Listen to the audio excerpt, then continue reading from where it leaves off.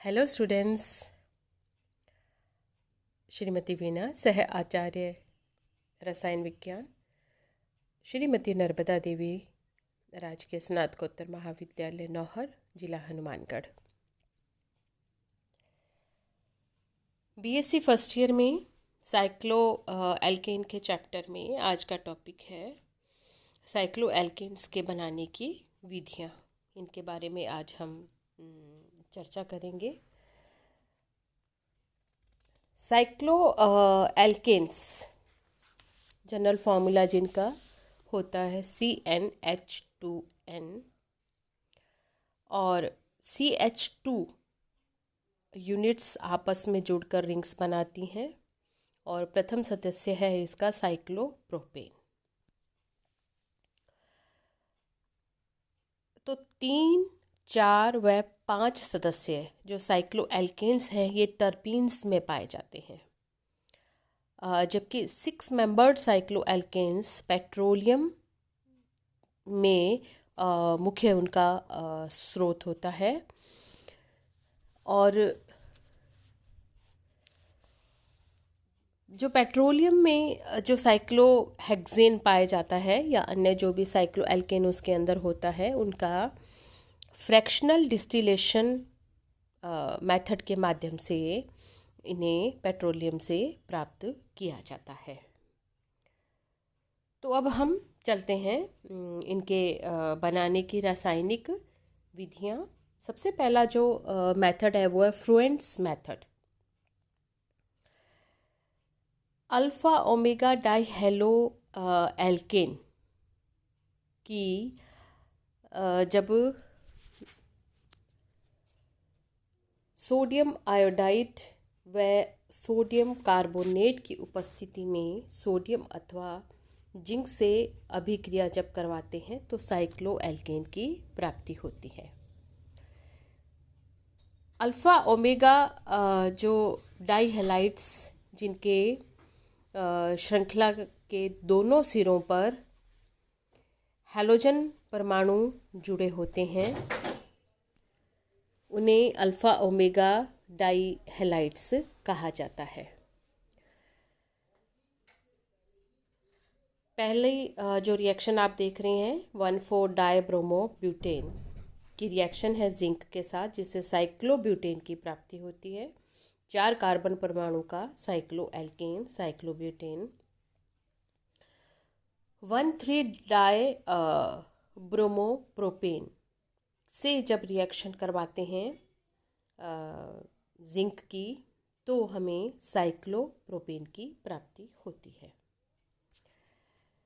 इस विधि में जो बहुत एक इम्पोर्टेंट पॉइंट आ जाता है इससे जुड़ा हुआ कि इसके द्वारा 6 मेंबर्ड से अधिक जो बड़ी जो साइक्लो एल्केन्स की रिंग्स हैं उनका निर्माण इतनी सफलतापूर्वक नहीं हो पाता है जितना कि हम साइक्लोब्यूटेन या साइक्लो प्रोपेन, पेंटेन आदि को बनाने के लिए बनाई जा सकती हैं। इस अभिक्रिया को अंतरा अणुक आंतरिक वुड्स अभिक्रिया भी कहते हैं। अब बढ़ते हैं हम इसकी दूसरी विधि जो है परकिंस मेथड। परकिंस मेथड में भी अल्फ़ा ओमेगा डाइहेलाइड्स की सहायता से साइक्लो एल्केन की प्राप्ति होती है। तो अल्फ़ा ओमेगा डाइहेलाइड्स की मैलोनिक एस्टर के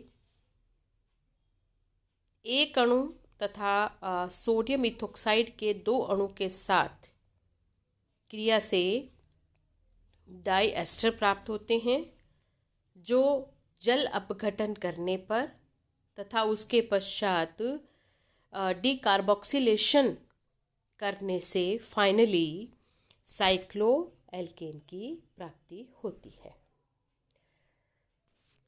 यहाँ आप ये रिएक्शन देख रहे हैं डाइब्रोमोएथेन की। इसमें रिएक्शन मेलोनिक एस्टर और सोडियम इथोक्साइड से प्राप्त डाइसोडियो मेलोनिक एस्टर के साथ क्रिया करवाने पर एक साइक्लिक कंपाउंड प्राप्त होता है सोडियम ब्रोमाइड के एलिमिनेशन के साथ, और जिसकी फिर पोटेशियम हाइड्रोक्साइड और HCl के साथ रिएक्शन करवाते हैं तो कार्बोक्सिलिक एसिड प्राप्त होता है और कार्बन डाइऑक्साइड रिलीज होती है। और फर्दर जब उसको गर्म करते हैं तो फाइनली आप देख रहे हैं इस रिएक्शन में साइक्लोप्रोपेन की प्राप्ति होती है। पहले वाली तो रिएक्शन थी जब उस मेलोनिक एस्टर का एक अणु और सोडियम इथोक्साइड के 2 अणुओं के साथ जब ये क्रिया होती है। दूसरी इसी रिएक्शन का परकिंस मेथड में, यानी मेलोनिक एस्टर से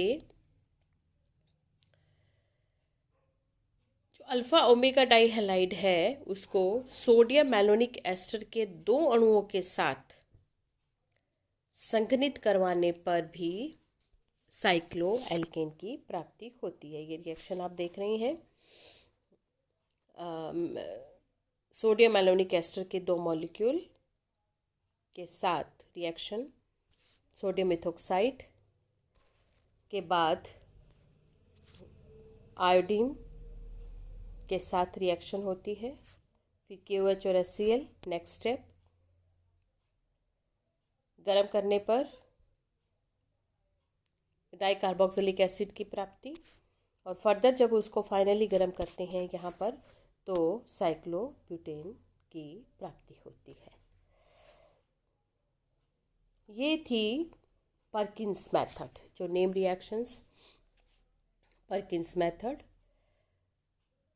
अल्फा ओमेगा डाइहैलाइड्स की मेलोनिक एस्टर के साथ सोडियम इथोक्साइड की उपस्थिति में अभिक्रिया।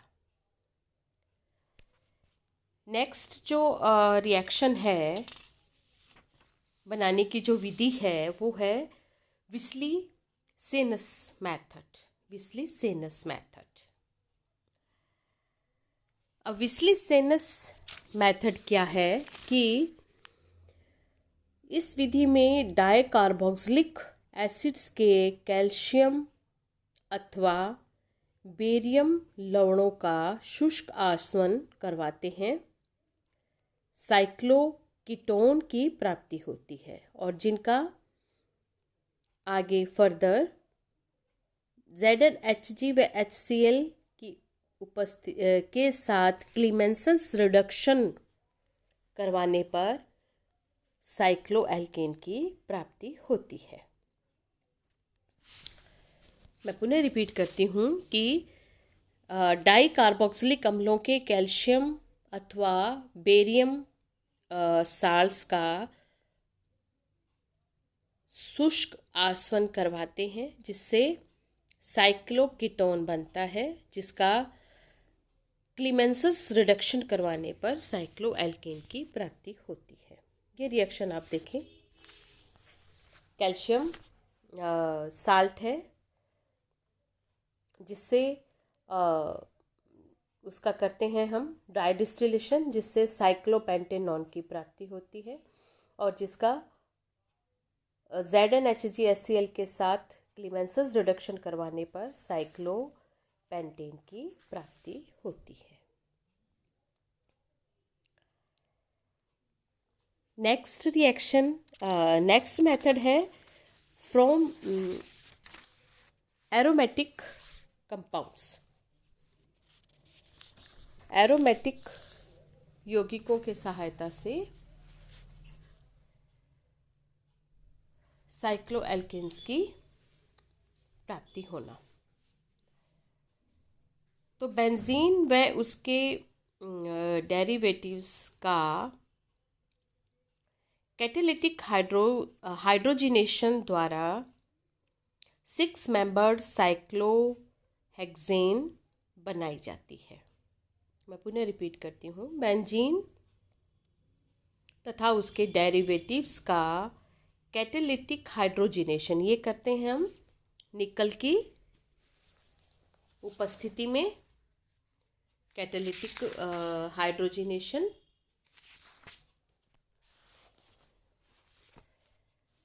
जिससे साइक्लोहेक्सेन बनाई जाती है। ये रिएक्शन आप देख रहे हैं। बेंजीन का कैटालिटिक रिडक्शन 180 डिग्री सेंटीग्रेड पर करवाने पर साइक्लोहेक्सेन की प्राप्ति होती है।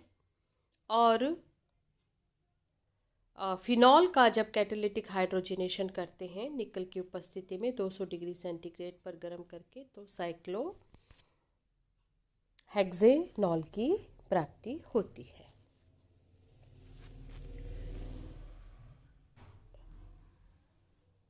नेक्स्ट रिएक्शन है वो है डिकमान्स मेथड। डिकमान्स मेथड में डाइकार्बोक्सिलिक एसिड्स के एस्टर का सोडियम या सोडियम इथोक्साइड की उपस्थिति में इंट्रामॉलिक्यूलर क्लेजन कंडेंसेशन कर साइक्लिक कीटोन प्राप्त करते हैं। और इस प्रकार से जो कीटोन की प्राप्ति होती है, जो साइक्लिक कीटोन बनता है, उसका फर्दर क्लीमेंसन रिडक्शन द्वारा साइक्लोएल्केन प्राप्त होते हैं। मैं पुनः रिपीट करती हूँ कि डाइकार्बोक्सिलिक अम्लों के एस्टर का सोडियम या सोडियम इथोक्साइड की उपस्थिति में इंट्रामॉलिक्यूलर क्लेजन कंडेंसेशन से साइक्लिक कीटोन प्राप्त होता है। और इस प्रकार से जो साइक्लिक कीटोन बनता है उसका क्लीमेंसन रिडक्शन द्वारा साइक्लोएल्केन को प्राप्त किया जाता है। ये रिएक्शन आप देख रहे हैं। डाइकार्बोक्सिलिक अम्लों का एस्टर जिसका सोडियम और या सोडियम इथोक्साइड से क्रिया करवा के फिर उसको गर्म करते हैं, तो एक CO2 के एलिमिनेशन के साथ साइक्लिक कीटोन प्राप्त होता है। आप देख रहे हैं ये साइक्लोपेंटेनोन की प्राप्ति होती है, जिसका क्लीमेंसन रिडक्शन जिंक अमलगम और HCl के साथ रिडक्शन करवाने पर साइक्लोपेंटेन की प्राप्ति होती है। नेक्स्ट रिएक्शन है वो है डायल्स-एल्डर रिएक्शन। डायल्स-एल्डर रिएक्शन में इस रिएक्शन में एल्कीन तथा कॉन्जुगेटेड डाइन्स आपस में क्रिया करके साइक्लोहेक्सेन या उसके डेरिवेटिव बनाते हैं। ये रिएक्शन आप देख रहे हैं। 1,3-ब्यूटाडाइन की एथीन के साथ क्रिया होती है, जिससे साइक्लोहेक्सेन की प्राप्ति होती है। और फर्दर उसका अपचयन करते हैं, यानी रिडक्शन जब उसका किया जाता है तो साइक्लोहेक्सेन की प्राप्ति होती है। लास्ट मेथड है प्रिपरेशन का, वो है by the addition of carbenes to alkenes. एल्कीनों पर कार्बिनों का योग करके साइक्लोएल्केन्स की या उसके व्युत्पन्नों की का निर्माण किया जाता है। तो इसमें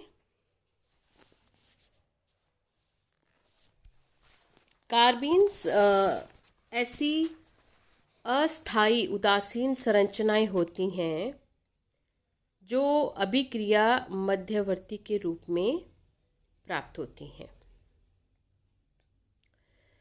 इनमें कार्बन परमाणु पर 2 अयुग्मित व अनपेयर्ड तथा अनशेयर्ड इलेक्ट्रॉन होते हैं। इनका सरलतम उदाहरण है मिथाइलिन CH2, जिस पर 2 अनपेयर्ड इलेक्ट्रॉन होते हैं। इसके अलावा डाइक्लोरो या डाइब्रोमो कार्बीन भी होती हैं, इनका प्रयोग भी इनमें किया जाता है। तो इन्हें मतलब साइक्लोएल्किन्स के लिए जो कार्बीन्स को प्राप्त करने के लिए हेलोफोम की क्षार के साथ अभिक्रिया करवाई जाती है, यानी क्लोरोफोम और पोटेशियम टर्शरी ब्यूटोक्साइड की क्रिया करवाने पर डाइक्लोरोकार्बीन की प्राप्ति होती है।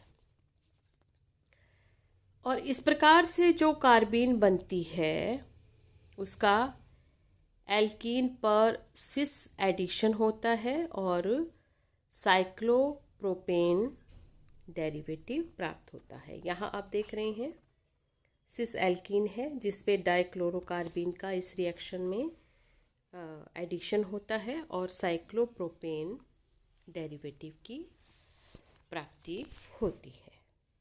तो स्टूडेंट्स, आज की इस